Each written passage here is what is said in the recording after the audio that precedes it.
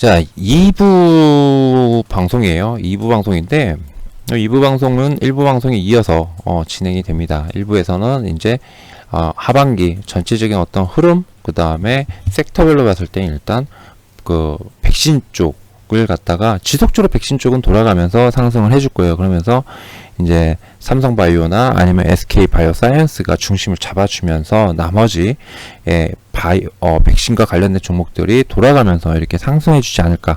지금도 그러고 있었고요. 지금도 그러고 있고, 그 다음에 또 직전까지도 계속 돌아가면서 셀리드, 유바이오, 로직스, 그 다음에 아이진, 이연제약, 진원생명과학 등이 돌아가면서 이렇게 움직이고 있었죠. 그리고 지금 이 시점 같은 경우는 또 나이백이 또 강하게 상승을 해주고 있고요. 이렇처럼 이렇게 순환매로 종목별로 순환매로 가는데 언젠가 분명히 한번 다 같이 움직여주기는 마지막 거의 끝물이겠죠. 그거는 다 같이 움직여주는 그런 흐름이 나오지 않을까라고 생각이 됩니다. 자, 그렇다면 이번 방송에서는 그러면 하반기 때 어떤 종목에서 어떤 일정들이 나올까요? 자, 우리나라 바이오의 대표 기업이다 라고 할 수 있죠. 바로 한미약품입니다. 한미약품은 일단 올해 2분기 내지 3분기에 그 롤콘티스라는 게 있어요. 스펙트럼사의 기술 이전한 호중구 감소증, 호중구 감소증에 관련된 신약이죠. 그리고 스펙트럼사의 그 기술이 전된 항암제입니다. 그 유명한 포지어티닙이 있습니다. 자, 이게 각각 FDA 승인 결과 발표가 있을 예정이고요. 또한 이 항암제 같은 경우는 FDA NDA 신청이 있을 예정이에요. NDA 신청이 있을 예정이기 때문에 이런 부분들도 챙겨서 봐야 될 거라고 좀 생각을 하고요. 이뿐만 아니라 그 고형암 있죠, 고형암. 고형암은 임상 1상을 종료를 했어요. 그러면은 여기에 대한 데이터, 정확한 데이터와 그다음 임상 2상에 대한 어떤 디자인 이런 부분들이 나올 수 있고, 그리고 또 가장 유명한 거죠. 당뇨병과 비만 치료제죠. 이 부분에 대한 임상 2상 중간 결과 발표가 있을 예정입니다. 그러니까 이벤트가 얘네들로서는 지금 현재 총 4가지입니다. 알려져 있는 것만 총 4가지예요. 그래서 이런 것들이 하반기 시작된과 함께 다수가 나올 수 있기 때문에 한미약품의 어떠한 주가 흐름에 따라서 바이오 신약주들이 살짝 들썩거리는 그런 흐름이 나올 수 있지 않을까, 이렇게 좀 생각을 하고 있습니다. 자, 그러면은 여기에 오스코텍이라는 종목도 있어요. 오스코텍 일전에 그 급락이 나왔죠. 올해 1월 달에 임상이 뭐 안 좋게 나와가지고 급락이 나왔습니다. 자, 오스코텍은 SYK 저해제가 가장 유명합니다. 그 류마티스 관절염 치료제죠. 적응증이 임상 이상 발표가 임상 이상 결과 발표가 나왔죠. 그 다음에 그 급성골수 백혈병 치료제죠. 이 백혈병 치료제도 임상 1상 종료가 나왔어요. 네, 오스코텍은 아무래도 이제 추가적인 어떤 파이프라인에서의 어떤 성과 이런 부분들을 좀 기다리려고 하는 그런 흐름이 나올 거라고 저는 생각을 하고 있고요. 사실은 오스코텍보다는 그 매드팩토라든지 아니면은 레고캠바이오, 레고캠바이오나 비슷비슷하게 생겼어요. 그죠? 제가 지금 보여드리는 게 뭐 오스코텍, 그 다음에 뭐였죠? 좀 전에 알테오젠, 그죠? 알테오젠 이렇게 나오고 있고요. 그 다음에 오스코텍도 그렇고 레고캠바이오도 비슷하게 생겼어요. 차트들이 제가 보는 차트 기준으로는 거의 비슷하게 생겼습니다. 그 레고캠바이오도 이렇고요. 그리고 또한 매드팩토도 마찬가지예요. 매드팩토도 유사하게 생겼습니다. 추세를 갖다 돌리질 못하고 있죠. 굉장히 강하게 반등을 하는 듯 싶은데 그 강한 반등이 제대로 나오질 못하고 있어요. 이런 추세를 보면은 아직까지는 이런 오리지널 신약 바이오 종목들이 조금 돌려세우는데 조금은 좀 뭐라고 해야 되죠? 아직까지는 힘을 붙이는 그런 구간이다 이렇게 볼 수 있겠죠. 그런데 이 레고캠 바이오라든지 아니면은 오스코텍이라든지 혹은 앞타바이오 같은 경우 유럽 임상 2상 결과가 발표가 예정되어 있다고 저는 알고 있습니다. 그리고 또한 EA 예, EA 대항, 그러니까 면역항암제예요. 면역항암제에 대한 본계약이 그 예정돼 있다라고 하죠. 예, 본계약이 예정돼 있다라고 합니다. 근데 이게 또 언제 나올지 모르면 본계약이라는 게 쉽게 나오는 부분이 아니기 때문에 단순하게 이제 죄송해요. 앞타바이오인데 앞타미 사이언스가 나왔어요. 죄송해요. 예, 요거죠. 앞타바이오. 그래서 본계약 때문에 주가가 어떻습니까?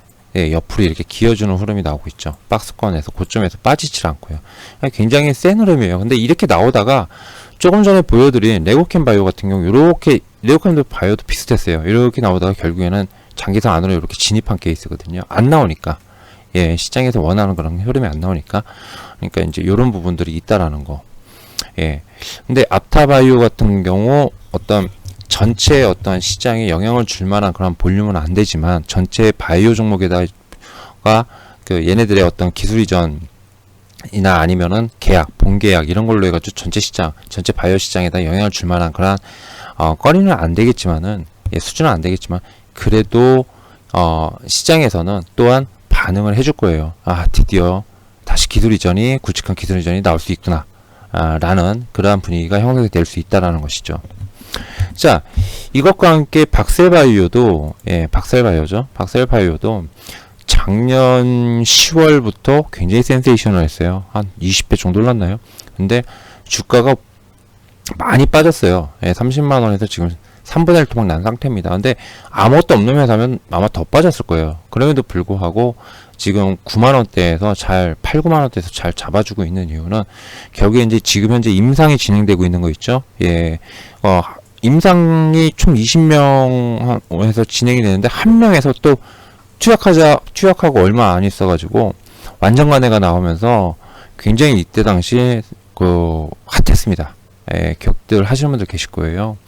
그러니까 여기에서 일단 안전성 평가 검사가 3명에 대한 안전성 평가 이 부분에 대해서 이 사람들이 먼저 맞은 거예요. 그리고 나서 나중에 17명이 뒤이어서 맞았고요. 요 3명의 환자들에 대한 어떤 데이터가 예, 곧 나온다고 알고 있고, 그리고 여기에 결과에 따라서 결과가 상당히 좋게 나왔다면 17명에 대한 결과분에 대한 기대감도 상당히 클 겁니다. 그래서 만약에 박셀바이오 같은 경우는 이거는 아무래도 전체 그 바이오 신약 회사에 어느 정도 일정 부분은 영향을 미칠 수 있다라고 볼 수 있겠죠. 특히 세포 치료제 부분, 이쪽 부분에서는 충분히 다른 세포 치료제 관련주들에게도 영향을 줄 수 있기 때문에 이런 것들은 일정을 좀 알고 있어도 괜찮지 않을까라고 좀 생각을 합니다. 자, 박셀바이오가 있고요. 이렇게 박셀바이오가 있고 그 위에도 뭐 SCM, SCM 이벤트라든지 아니면은 근데 SCM 같은 경우는 많이 쳐졌어요. 그죠? SCM 같은 경우는 많이 쳐졌는데 NKMX도 굉장히 많이 쳐진 상태고요. 하지만은 이제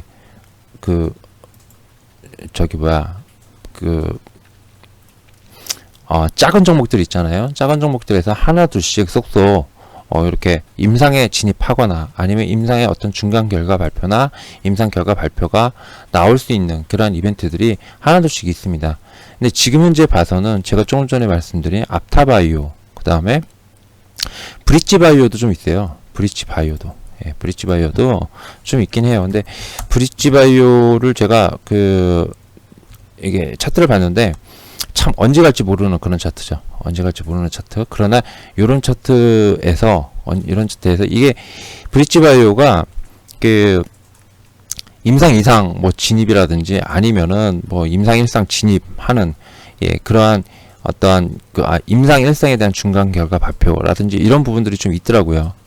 그런 부분이 좀 있기 때문에 이런 부분들도 어떤 시장에다가 좀 긍정적인 어떤 시그널을 줄 수 있다라는 점에서 전혀 뭐 제외하고 볼 필요는 없겠죠. 사실은 이런 것들이 계속 기다리는 거죠. 이런 종목들이 결과 발표를 기다리고 있는 그런 차트다라고 볼 수 있겠죠. 자, 브릿지 바이오, 뭐 앞타 바이오, 그 다음에 박셀 바이오, 그리고 레고캠 바이오는 항상 시장에서 많은 관심을 가지고 있기 때문에 이런 레고캠 바이오라든지 그 다음에 뭐 큰 회사인 셀트리온이나 아니면 한미약품 같은 경우는 분명히 전체 바이오 종목들에 대한 어떤 관심도를 증가시킬 수 있는 그런 이벤트들을 갖다 한 3개 정도를 보유하고 있기 때문에 이런 기업들의 어떤 결과 발표를 잘 주시를 해보면 되지 않을까라는 그런 생각이 좀 듭니다. 자, 뭐 작은 종목들로 따지면 뭐 티움바이오부터 시작해가지고 뭐 CMG제약, CMG제약 같은 경우도 올해 연말쯤엔 나오지 않았겠습니까? 미국 임상 진입하는 거라든지 뭐 이런 부분들에 대해서 그 표적항암제죠. 이게 벌써 3년, 4년 됐어요. 임상에 들어간다는 지가. 근데 한번 이런 부분들도 이제 연말 정도나 연초 정도에 한번 기대해 볼 수 있고, 이런 이벤트들이 다수 존재는 있는데, 근데 사실상 굉장히 큰 굵직한 이런 것들은 결국에는 코로나가 좀 진정이 돼야지 진전이 될 수 있는 그러한 거기 때문에 일단 좀 봐야겠죠. 그렇죠? 봐야겠죠. 자, 허나 제가 조금 전에 차트를 보여드렸다시피 상당히 많은 종목들이 거의 유사한 흐름이 나오고 있어요. 이렇게 옵티팜도 아까 비슷하죠. 옵티팜도 비슷합니다. 자, 이렇게 하나 둘씩 잡아먹으면서 조정이 조금 더 이어지면 어떻게 됩니까? 그 이격이 굉장히 많이 좁아지고, 그 이격이 좁아진다는 건 그만큼 기간 조정이 끝났다는 걸 의미합니다. 그러면서 하나 둘씩 출발하게 될 거예요. 다만 항상 볼 때는 많이 떨어져서 좋은 종목들은 없어요. 항상 출발할 때는 뭐예요? 위에서 견고하게 조정을 받고 있거나 혹은 기존부터 계속 때를 기다리고 있는 종목, 그쵸? 이런 종목들이 하나둘씩 출발하는 그런 흐름을 기다려야 될 겁니다. 오히려 그런 종목들이 더 먼저 치고 나가면서 나머지 이런 종목들이 치고 나가게 되는 그런 흐름이 나오곤 하거든요. 그러니까 바이오 종목들은 일단은 백신을 주축으로 해서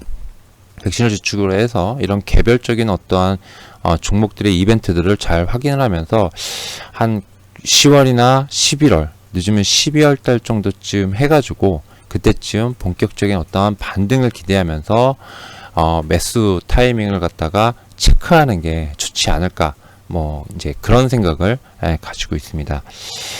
자, 이벤트가 상대적으로 좀 적더라고요. 제가 좀 싹싹 뒤져보지는 않았는데 그래도 이벤트가 상당히 적은 편입니다. 예전에 비해서는. 이게 다 코로나 확산 때문에 다 이렇게 된 거죠. 뭐 심사가 지연된다든가 임상이 지연된다든가 혹은 그 승인 결과, 이런 부분들도 결국에는 다 코로나 백신이나 코로나 치료제 때문에 다 뒤로 미뤄진 상태라고 그러죠. 그래서 하나둘씩 다 지연이 됐던 이런 케이스입니다. 그런데 이런 것들이 언제예요? 하나 둘씩 또 잠잠해질 거예요. 이 잠잠해진다라는 거는 결국에는 코로나가 진정이 되면은 바이오 신약 섹터들도 하나둘씩 다시 정상화되면서 다시 작년 상반기 때 보여준 혹은 그 이전에 보여준 그러한 기술 이전도 활발하게 나오고, 또한 임상 결과 발표, 그리고 기대감이 확대되는 그런 종목들도 나오면서 강한 그런 상승을 해주지 않을까라고 생각됩니다. 자, 이거는 어디까지나 시장이 괜찮다, 전체 시장이 크게 나빠지지 않는다라는 가정하에 말씀을 드린 겁니다. 개인적으로는 내년 한 초까지는 그렇게 큰 문제는 없을 거라고 보고했어요.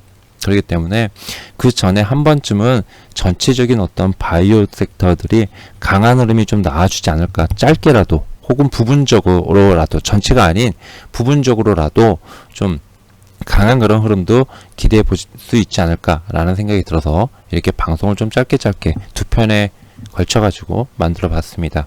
자, 이상 유민아빠였고요. 다음 방송도 기대해 주시기 바랍니다. 감사합니다.